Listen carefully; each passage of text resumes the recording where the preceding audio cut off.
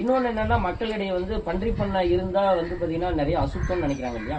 ஆனா ஊருக்கு ஒரு பன்றி பண்ணை இருந்துச்சுன்னா, இது நான் இன்னும் எந்த வீடியோலயும் சொல்லல, ஆனா இப்ப சொல்றேன், ஊருக்கு ஒரு பன்றி பண்ணை இருந்தால் அந்த ஊர் சுத்தமா இருக்கும்.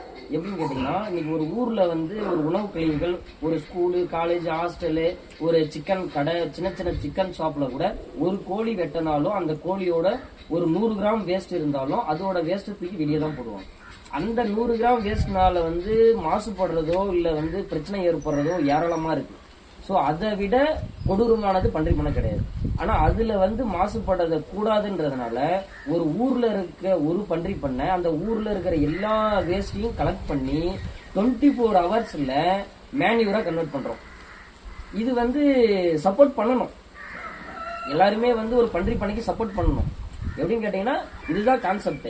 ஒரு ஊர்ல இருக்கிற டோட்டல் வேஸ்டேஜஸ் ஃபுல்லாவே 24 ஹவர்ஸ்ல ஒரு பயோகேஸ் இருந்தா கூட நம்ம கன்வெர்ட் பண்ண முடியாது.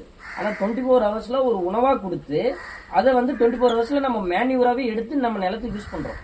அவங்களே வந்து என்ன பண்ணலாம், நம்ம பன்றி பண்ணை கொண்டு வந்து சப்ளை கொடுக்கலாம், ஃப்ரீயா மாட்டாங்க. சரி அங்க சுத்தமா இருக்கு, ஊரை விட்டு வெளியே போனா இப்ப அங்கதானே அந்த குப்பையை கொண்டு போய் பண்றீங்க, அதுவும் நம்ம பூமியில தானே இருக்குது. இப்ப குப்பைன்றது வந்து எங்க போட்டாலும் குப்பை தாங்க. அது நம்ம வீட்டுக்குள்ள போட்டாலும் குப்பை தான், வீட்டை விட்டு வெளியே போட்டாலும் குப்பை தான்.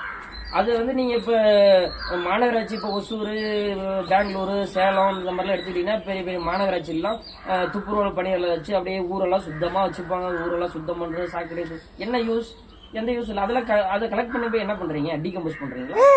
யாரும் பண்றது கிடையாது. அப்படியே பண்ணாலும் எல்லாம் இது பண்ணி போட்டு போயிடுறாங்க.